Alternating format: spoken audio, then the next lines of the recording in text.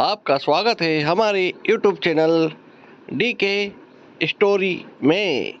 अनंत चतुर्दशी की कथा। आज जो कोई भी पढ़ेगा उसके सारे दुख कष्ट दूर हो जाएंगे तथा कभी जीवन में धन की कमी नहीं होगी। तो चलिए सुनते हैं अनंत चतुर्दशी की कथा। भगवान अनंत के अपमान से ऋषि कौंडिन्य को करना पड़ा दुखों का सामना। पढ़ें इससे जुड़ी कथा। अनंत चतुर्दशी के पर्व महत्वपूर्ण माना जाता है। पंचांग के अनुसार इस बार अनंत चतुर्दशी का पर्व 17 सितंबर को मनाया जाएगा।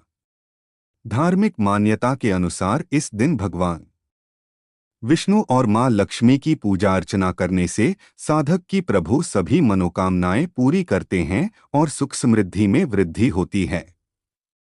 अनंत चतुर्दशी व्रत का अधिक महत्व है। यह तिथि भगवान विष्णु को समर्पित है। इस दिन व्रत कथा पाठ जरूर करना चाहिए। पंचांग के अनुसार हर साल भाद्रपद माह के शुक्ल पक्ष की चतुर्दशी पर अनंत चतुर्दशी का त्योहार अधिक उत्साह के साथ मनाया जाता है। इस दिन भगवान विष्णु की पूजा अर्चना करने का विधान है। मान्यता है कि इस दिन व्रत का पाठ न करने से साधक को शुभ फल की प्राप्ति नहीं होती है। ऐसे में आइए पढ़ते हैं अनंत चतुर्दशी व्रत कथा। अनंत चतुर्दशी व्रत कथा। पौराणिक कथा के अनुसार युधिष्ठिर एक बार राजसूय यज्ञ का आयोजन करवा रहे थे। यज्ञ का मंडप जल में स्थल तथा स्थल में जल की तरह लग रहे थे। यज्ञ के दौरान कई तरह की सावधानियां रखी गई थीं, लेकिन फिर भी कई लोग उस मंडप को देख धोखा खा चुके थे। एक बार दुर्योधन मंडप के पास पहुंचे। वो तालाब को स्थल समझकर उसमें गिर गए। यह देख द्रौपदी को हंसी आ गई। उन्होंने दुर्योधन को अंधों की संतान कह दिया। द्रौपदी को हंसी को देख दुर्योधन को क्रोध आ गया। ऐसे में उन्होंने पांडवों से बदला लेने के बारे में सोचा। इस द्वेष में उसने पांडवों को द्यूत क्रीड़ा में हरा दिया। पांडवों को करना पड़ा वनवास का सामना। इस वजह से पांडवों को हारने की वजह से 12 सालों का वनवास काटना पड़ा। इस दौरान उन्होंने कई तरह की परेशानियों का सामना किया। एक समय ऐसा आया जब भगवान श्री कृष्ण उनसे मिलने के लिए गए। तब युधिष्ठिर ने कृष्ण जी से अपने दुख के बारे में बताया और समस्या से मुक्ति पाने के लिए उपाय पूछा। ऐसे में प्रभु ने अनंत भगवान का व्रत करने के लिए कहा। उन्होंने कहा कि इस व्रत को करने से सभी दुख दूर होंगे। इस संदर्भ में कृष्ण जी ने युधिष्ठिर को कथा सुनाई जो इस प्रकार है। सुशीला का विवाह से ऋषि कौंडिन्य के साथ हुआ। प्राचीन काल में सुमंत नाम का तपस्वी ब्राह्मण था। उसकी बेटी परम सुंदरी धर्मपरायण और ज्योतिर्मयी कन्या थी।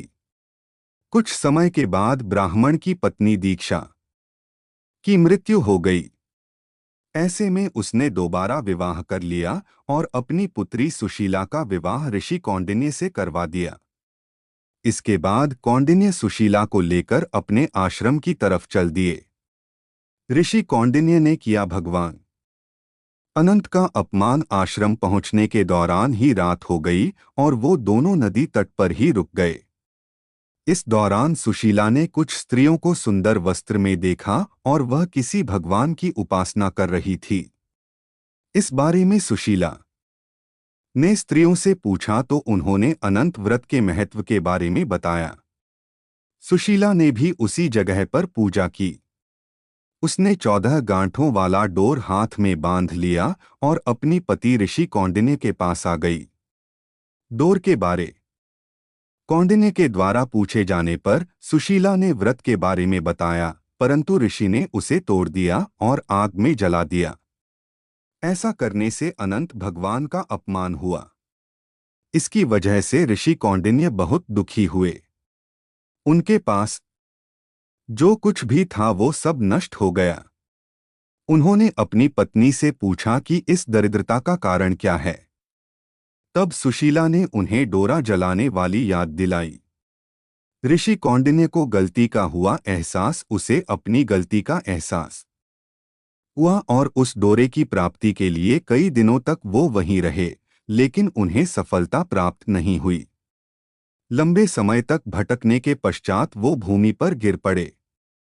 फिर अनंत भगवान प्रकट हुए। उन्होंने ऋषि कौंडिन्य से कहा कि तुमने मेरा अपमान किया है, इसी वजह से तुमको इस तरह के कष्टों का सामना करना पड़ रहा है। तुम वापस जाओ और सच्चे मन से अनंत व्रत करो। 14 वर्ष के बाद सभी दुख दूर होंगे। ऋषि ने अनंत भगवान की बातों का पालन किया। भगवान श्री कृष्ण की आज्ञा से युधिष्ठिर ने भी विधिपूर्वक अनंत भगवान का व्रत किया। इस व्रत के पुण्य प्रताप से पांडवों को महाभारत के युद्ध में जीत मिली और चिरकाल तक राज्य करते रहे। आप भी जीवन के सारे दुखों से मुक्ति पाना चाहते हैं तो कमेंट में जय श्री गणेश, जय श्री कृष्णा, जय श्री राधे लिखना ना भूलें।